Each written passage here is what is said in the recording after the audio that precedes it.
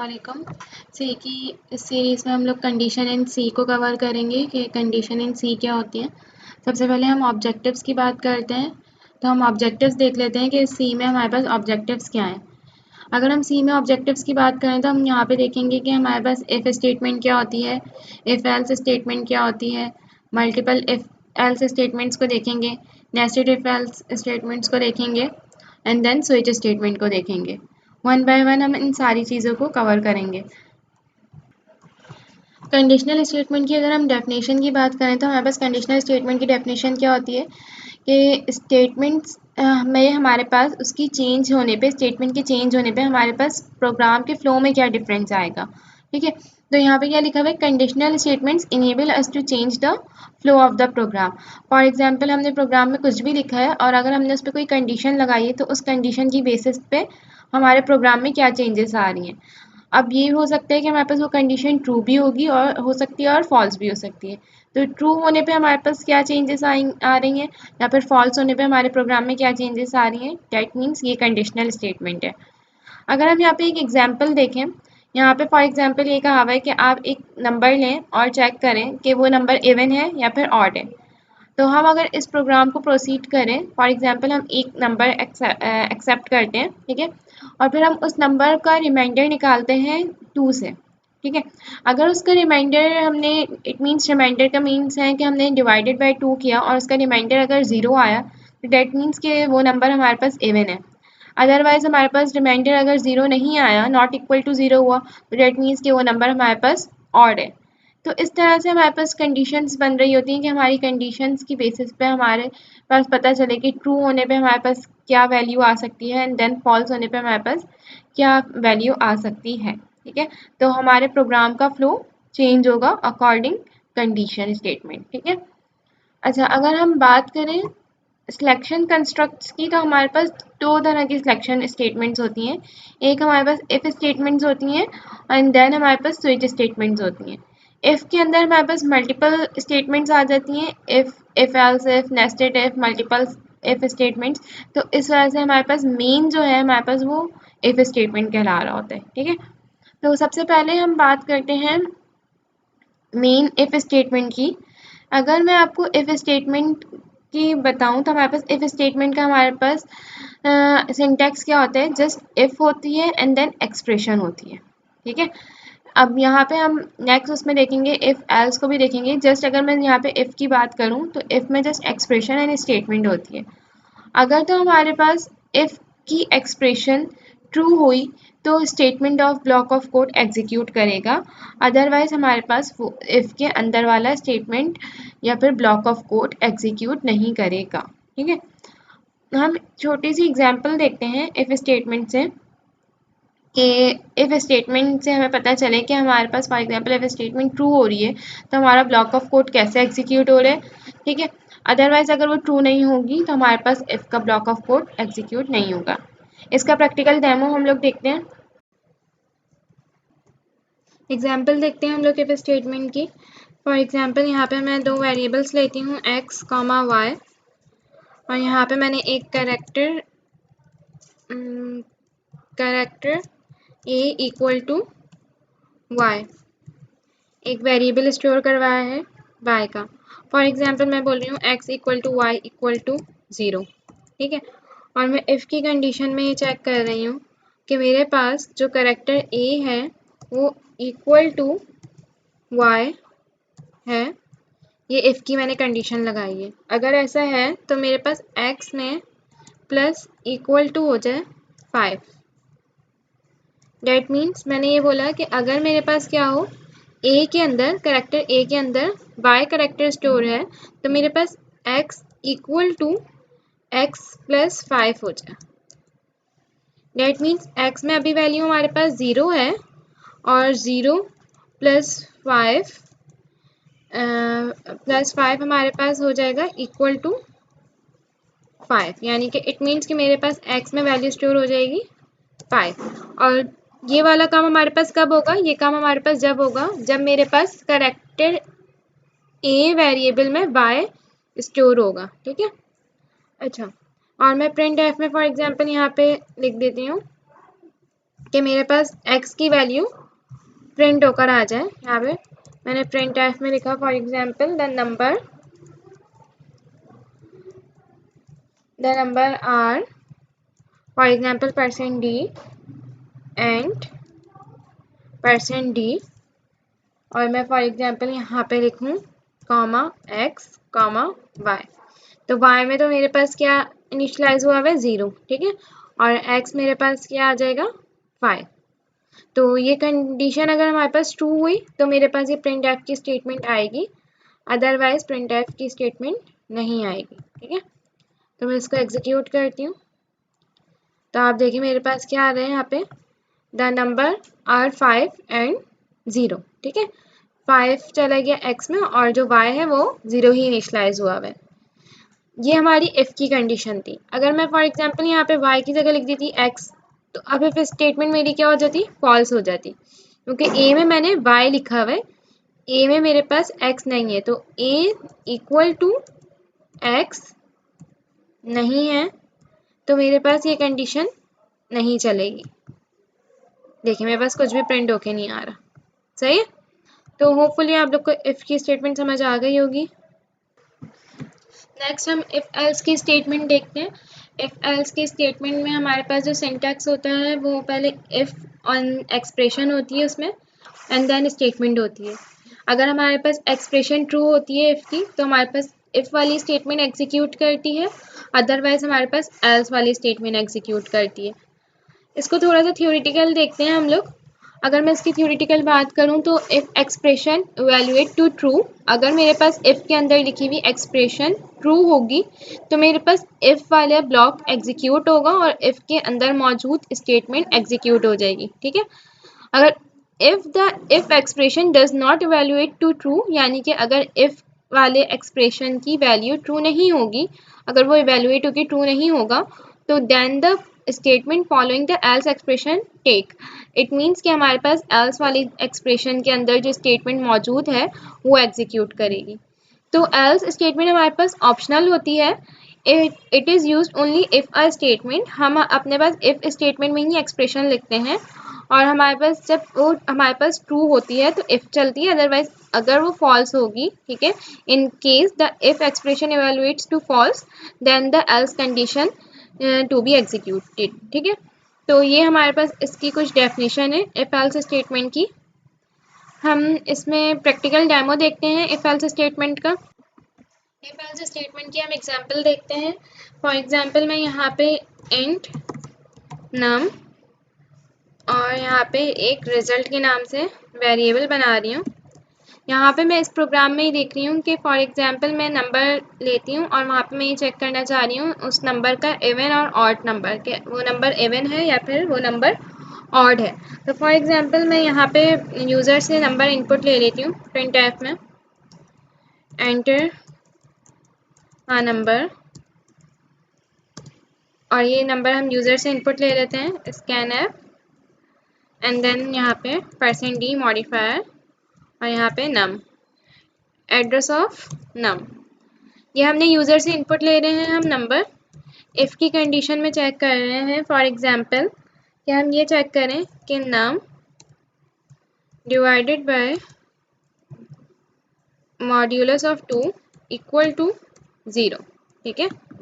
अगर if num modulus of 2 equal to 0 है तो हमारे पास प्रिंट एफ में आ जाए, डेट मीन्स कि प्रिंट एफ में हमने लिख देना है the number is even, the number is even. Otherwise हमने एल्स में कहा else print F the number is odd. For example यहाँ पे कुछ इस तरह से होगा कि अगर यूज़र ने फॉर एग्जाम्पल इनपुट में डाला 2, ठीक है, तो अगर 2 हम डिवाइड करें, अगर हम यहाँ पे देखें 2 डिवाइडेड बाय 2, इसका रिमाइंडर हमारे पास आता है 0, ठीक है। तो नंबर का रिमाइंडर इक्वल टू 0 हुआ, तो डेट मीन्स कि जो नंबर यूज़र ने डाला है वो नंबर हमारे पास इवन नंबर है, ठीक है।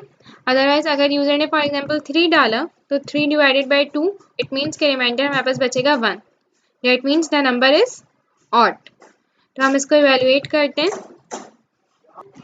सेव करते हैं इस प्रोग्राम को। For example program 2 and then यहाँ पे फॉर एग्जांपल मैंने नंबर एंटर किया 4, तो ना नंबर इज इवन।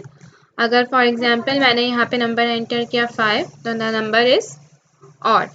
तो ये हमारी इफ एल्स स्टेटमेंट की एग्जांपल थी। यहाँ पे हम multiple choice else if statements देखेंगे।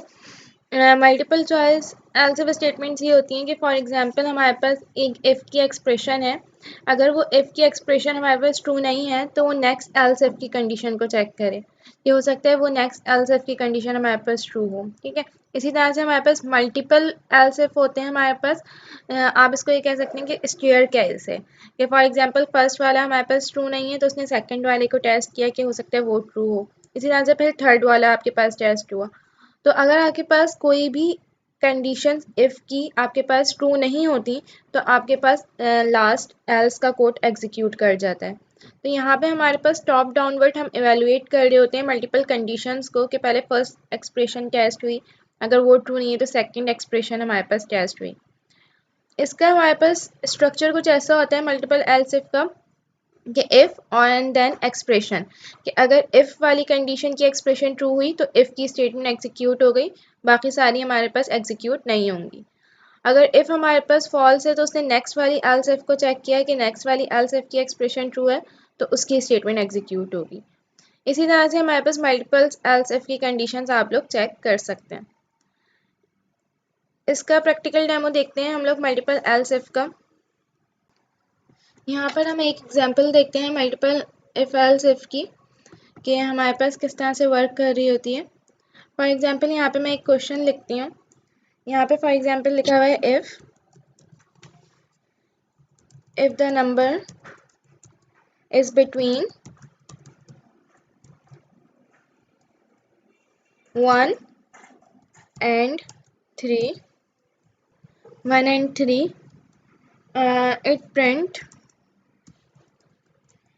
it print a number or else it prints invalid choice.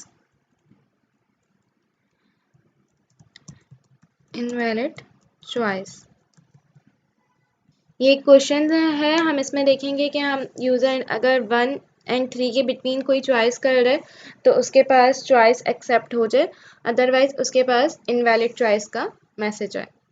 तो यहाँ पे हम नेस्टेड इफ एल्स की कंडीशन से काम करके देखते हैं। फॉर एग्जांपल मैं एक वेरिएबल ले लेती हूँ इंट एक्स, और x को मैंने इनिशलाइज कर दिया 0 से। फॉर एग्जांपल प्रिंट एफ में सबसे पहले एक स्टेटमेंट लिख देते हैं, एंटर चॉइस, एंड चॉइस बता देते हैं कि चॉइस कहाँ से कहाँ तक है, 1 से 3 तक है choice. And then scanf, हम यूज़र से इनपुट लेते हैं %d, and then x user से इनपुट ले लेते हैं। और अब इफ़ की कंडीशन लगाते हैं कि if x equal to 1, that means कि अगर यूज़र ने x की वैल्यू एंटर की 1 तो हमारे पास प्रिंट एफ में ये मैसेज आ जाए कि यूज़र ने चॉइस किया है 1,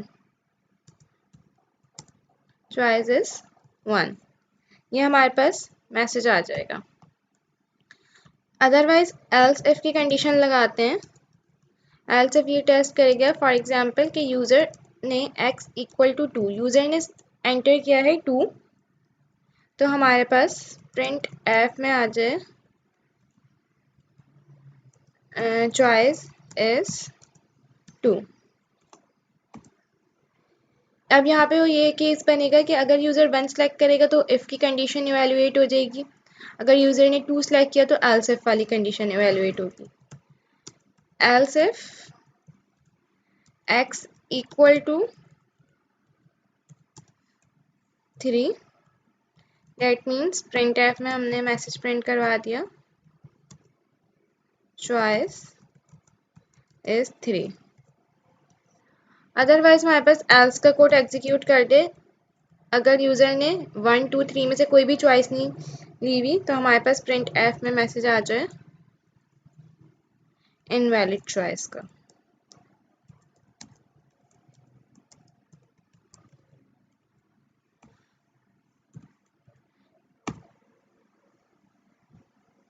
इस प्रोग्राम को हम एग्जीक्यूट करते हैं। यहाँ पे अब यूज़र से चॉइस करेंगे enter choice 1-3। For example user ने चॉइस किया 3, तो हमारे पास मैसेज आ गया चॉइस इज 3।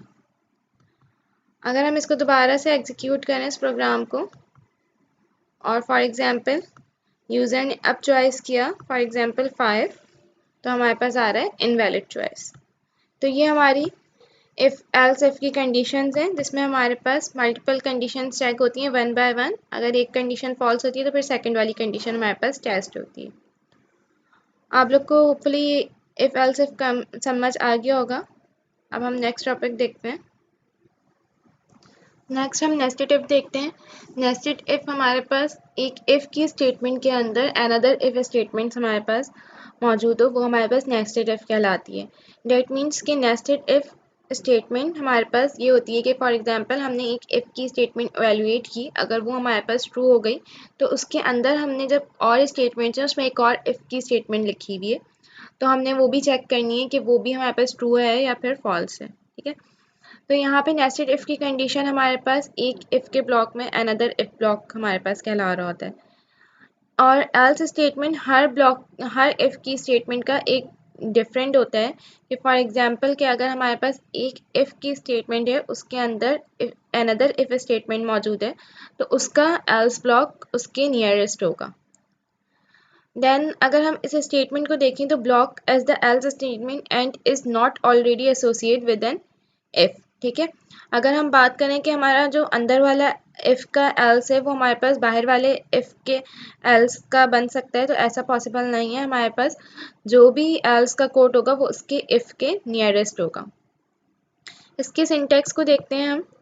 इसका सिंटेक्स कुछ इस तरह से है, आपके पास इफ़ है और एक्सप्रेशन है। अगर आपकी फर्स्ट वाली इफ़ की एक्सप्रेशन ट्रू हो गई तो आपके पास अंदर वाली स्टेटमेंट्स चेक होंगी। ठीक है, अब उसमें आपके पास मल्टीपल नेस्टेड इफ़ हो या फिर आपके पास कोई सिंगल स्टेटमेंट हो। ठीक है, अगर आपकी बाहर वाली ही इफ़ की एक्सप्रेशन फॉल्स हो गई तो देन आपके पास बाहर वाली इफ़ का एल्स का ब्लॉक एग्जीक्यूट कर जाएगा। ठीक है, तो यहाँ पे लिखा हुआ है note that the inner else is associate with the if example 3। ठीक है, तो हमारे पास जो इनर वाला एल्स है वो हमारे पास किससे कर रहा है, एक्सप्रेशन 3 यानी कि अंदर वाली ही इफ के एक्सप्रेशन पे के अकॉर्डिंग चलेगा। ठीक है, तो for example according to ANCI standard के अकॉर्डिंग हमारे पास कंपाइलर जो है 15 level of nesting if else if को सपोर्ट करता है। ठीक है, इसको हम देखते हैं, प्रैक्टिकल डेमोस का देखते हैं हम कि ये हमारे पास किस तरह से यूज़ हो रही होती है नेस्टेड इफ स्टेटमेंट्स। यहाँ पर हम नेस्टेड इफ की एग्जांपल देखते हैं। फॉर एग्जांपल मैं यहाँ पे एक वेरिएबल ले रही हूँ इंट x, y, और मैंने ये कहा कि x equal to y equal to 0 initialize हुआ है। देन फिर मैं यहाँ पे फॉर एग्जांपल प्रिंट एफ में ये लिख रही हूँ एंटर चॉइस 1-3। हमारे पास यूज़र चॉइस कर सकता है 1-3 में से कुछ भी। ठीक है, स्कैन एफ हम यूज़र से इनपुट लेते हैं for example %d and then address of x हमने इनपुट लिया। मैं यहाँ पे इफ़ की कंडीशन में बोल रही हूँ कि x इक्वल टू 1। अगर यूज़र ने x की वैल्यू 1 इंसर्ट की तो मेरे पास प्रिंट अंदर स्टेटमेंट में प्रिंट एफ की स्टेटमेंट में यूज़र से दोबारा इनपुट लिया जाए और यूज़र से पूछा जाए एंटर वैल्यू फॉर y, और y की वैल्यू एंटर करे यूज़र 1-5 यानी कि 1 से लेके 5 तक कोई भी वैल्यू y की यूज़र एंटर करे। एंड देन स्कैन एफ में मैंने यहाँ पे लिखा कि %d और मैं यूज़र से y इनपुट ले रही हूँ। ये y जब मैं इनपुट लूँगी जब यूज़र ने x की वैल्यू 1 इंसर्ट की होगी। अब मैं यहाँ पे एक और इफ़ की कंडीशन लगाती हूँ कि इफ़ अगर यूज़र y की वैल्यू इंसर्ट कर रहा है लेस देन इक्वल टू 5 से कम, तो मेरे पास प्रिंट एफ में आए for example the value for y is, और इसके बाद for example %d and then comma y, वरना अदरवाइज मेरे पास एल्स में मैसेज प्रिंट होकर आ जाए printf the value of y exceed 5। ये मैसेज एल्स का कब प्रिंट होकर आएगा? ये एल्स का मैसेज जब प्रिंट होकर आएगा जब यूज़र लेस देन 5 वैल्यू से एक्सीड डालेगा, तो हमारे पास एल्स का मैसेज प्रिंट होकर आ जाएगा। अब ये वाला जो इफ है, इसके एल्स का मैसेज हम बाहर प्रिंट करवाएंगे। फॉर एग्जाम्पल मैंने यहाँ लिखा, अगर यूज़र ने 1 चॉइस नहीं किया, 1 के अलावा कुछ और चॉइस किया, तो मेरे पास यहाँ पे लिखा हुआ आ जाए choice enter was not 1। That means कि यूज़र ने 1 चॉइस नहीं किया है, तो मेरे पास लिखा हुआ है चॉइस एंटर was not 1। हम इस प्रोग्राम को एग्जीक्यूट करते हैं।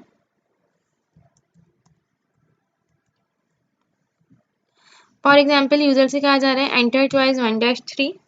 अगर यूज़र ने 1 चॉइस किया तो उससे पूछा जा रहा है कि एंटर वैल्यू फॉर y 1-5। अगर हमने 1 से 5 के बिटवीन वैल्यू इंसर्ट कर दी, फॉर एग्जाम्पल 2, तो मेरे पास लिखा हुआ आ रहा है the value for y is 2। ठीक है, दोबारा एग्जीक्यूट करते हैं हम इस प्रोग्राम को।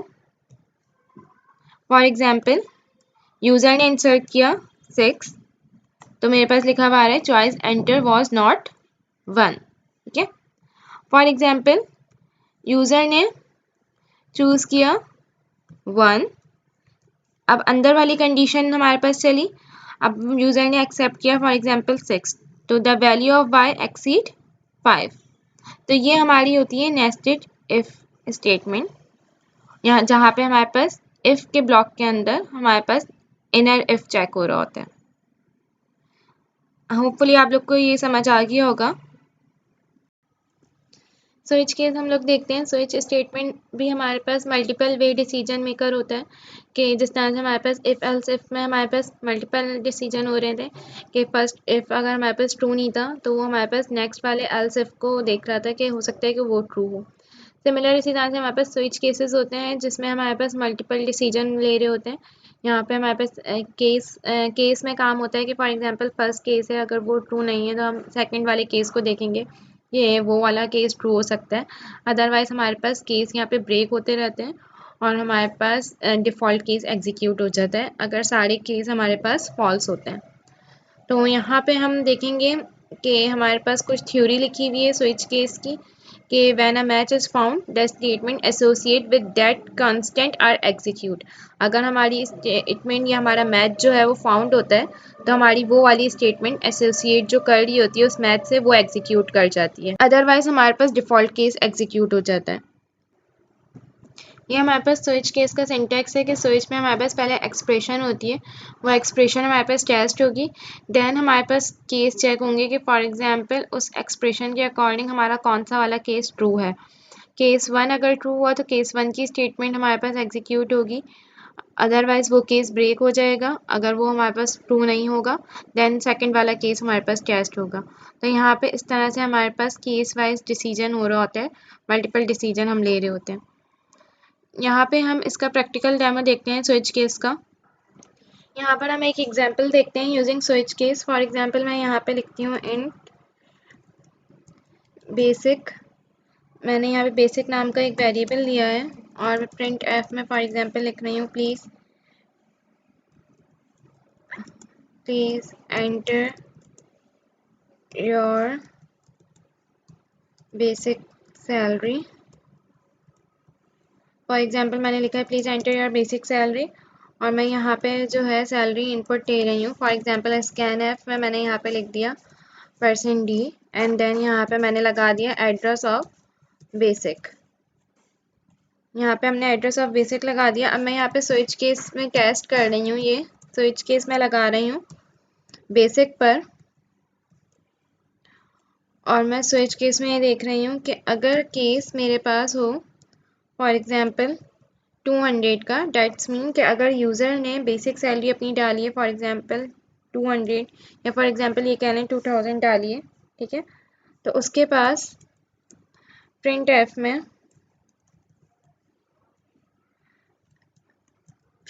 उसके पास बोनस कैलकुलेट हो, बोनस इज ₹% फॉर एग्जांपल, और मैं यहाँ पे लिख रही हूँ कि उसके पास फॉर एग्जांपल